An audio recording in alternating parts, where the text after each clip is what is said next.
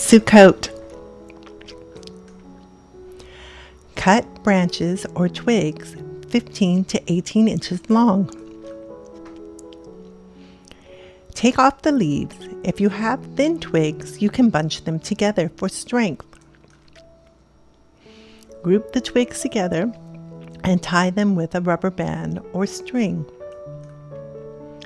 If the sticks are green, you can braid them together. Wind the string around several times and tie a knot.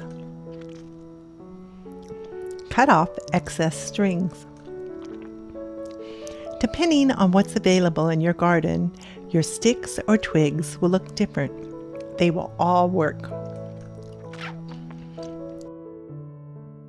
Draw your fruits and vegetables or use the downloadable PDF and cut them out. To help keep its shape, glue to a cereal box or an old file folder works well too. I used white glue, but I think glue sticks work better.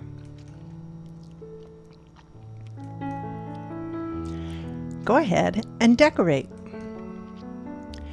Decorating ideas: tear up some magazines to get splashes of color and glue them on. You may need to trim away excess paper for a cleaner look. Here are some more decorating ideas. Use felt tip markers and color the paper. Use a brush with water to blend the colors. Add additional detail when it is dry. During Sukkot, we remember our family and our ancestors. We also invite strangers to join us.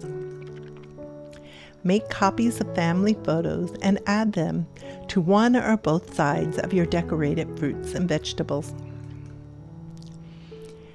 To add a light, tape a string to the side of a tea light, then tape it to the other side as shown. Add a drop of glue and wind the string around the base of the tea light. Hold for a few seconds until it sticks.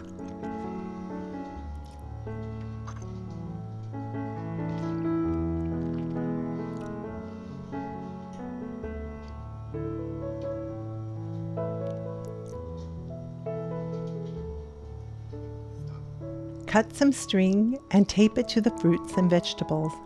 Tie the fruits and vegetables to the stick or twigs. Tie the strings to the mobile.